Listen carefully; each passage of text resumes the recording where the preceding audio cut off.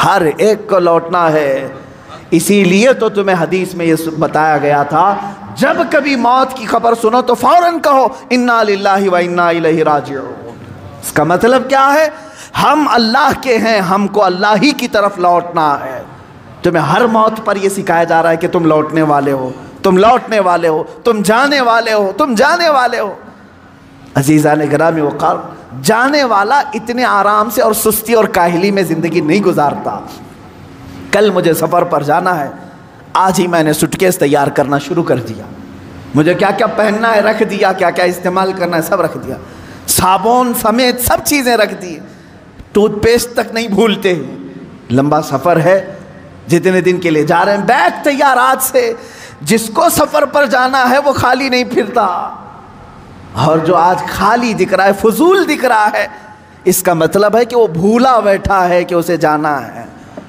और फिर अजीज़ों, अगर तुम भूले हो तो भूले रहो। कुरान में अल्लाह ताला फरमाता है, एक दिन ऐसा आएगा कि कुछ लोगों को अंधा उठाया जाएगा। वो पूछेगा, क़ाल रब्बि लिमा हशरतनी आमा वक़द कुन्तु बसीरा। अल्लाह तूने मुझे अंधा क्यों उठाया? अंधे भी उठाए जाएंगे, नंगे भी उठाए जाएंगे। पूछेगा क्यों मुझे अंधा उठाया जबकि मैं देखता था, आंखियारा था। रब ताला का जवाब सुनो, 16वें पारी की आयत में पढ़ रहा हूँ, सूरह ताहा की आयत। अल्लाह फरमाता, क़ाल कज़ालिका अततका आयातुना फनसीतहा व कज़ालिकल यौम तुनसा।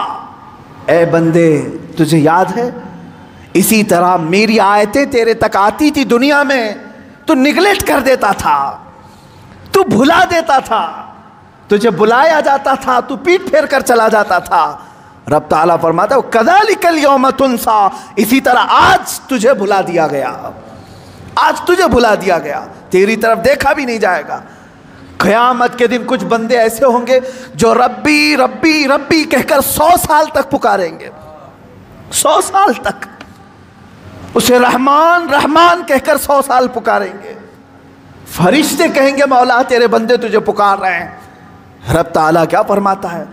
फरमाता है उनसे कह दो, ला युकल्लिमुहुमुल्लाहु यौमल क़ियामा, अल्लाह उनसे आज बात भी नहीं करना चाहता।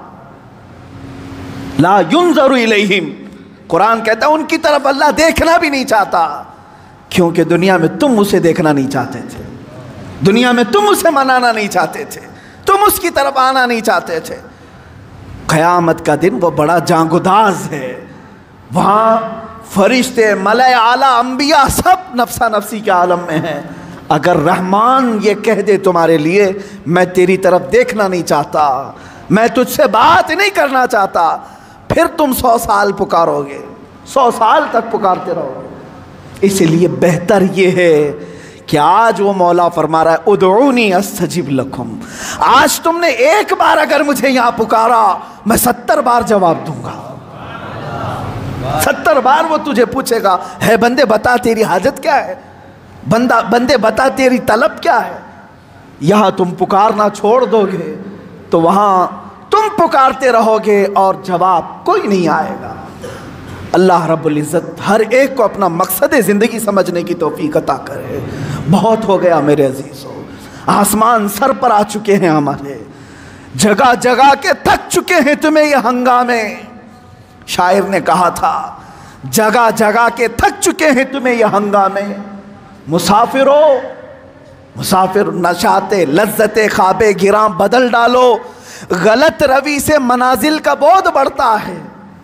टेढ़ा मेढ़ा चलोगे तो सफ़र लंबा हो जाएगा, गलत रवि से मनाजिल का बोझ बढ़ता है। मुसाफिरों रविशे कारवां बदल डालो, आज बदल दो। ज़िंदगी चलने के तरीके वो नहीं है जो मेरा जवान चल रहा है आज, तुम्हारे चलने के वो अंदाज नहीं है। हाली ने बड़े शायर, उन्होंने बारगाह रसूल में यूँ इल्तिजा की थी, ए खासा ने रसूल वक्त दुआ है, उम्मत पे तेरे वक्त अजब आके पड़ा है, उम्मत पे तेरे आज अजब वक्त आके पड़ा है। ए रसूल पाक आज हमारी मदद कर ले। क्यों? इसलिए कि वो निकले थे जो अरब से बड़ी शान से, वो मोमिनीन निकले थे बड़ी शान से। आज वो इस्लाम अपने ही देश में गरीब और गुरबा है, यहाँ करोड़ों की तादाद में होकर हम गरीब हैं, अजनबी हैं, मारे जाते हैं, तोड़े जाते हैं, फूके जाते हैं, जलाए जाते हैं। उसकी वजह यह है कि हमने अपने रिश्तों को छोड़ दिया और अपना मकसद ज़िंदगी छोड़ दिया। वो सहाबा की जमात तो देखे, निहत्ते थे, निकलते थे, और शादी के लिए निकला हुआ जवान आज शादी है।